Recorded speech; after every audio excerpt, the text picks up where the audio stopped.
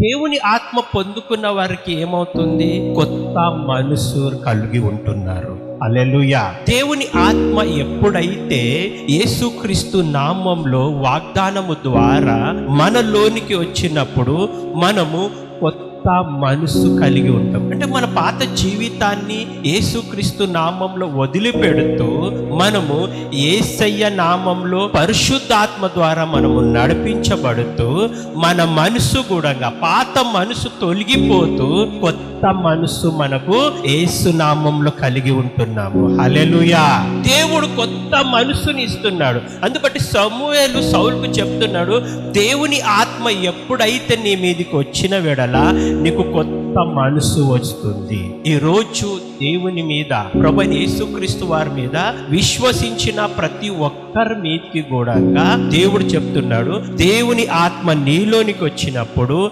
నీకు కొత్త మనసు ఇవ్వగలుగుతున్నాడు. హల్లెలూయా. నీ పాత జీవితాన్ని మార్పు వస్తుంది. నీ పాత జీవితము, రోత జీవితము, చెడ్డ జీవితము యేసుక్రీస్తు నామంలో ఇవన్నీ తొలగిపోతూ నీకు దేవుని యొక్క ఆశీర్వాదకరమైన నీ జీవితము మార్పులోనికి నడిపించబడుతున్నాడు. హల్లెలూయా.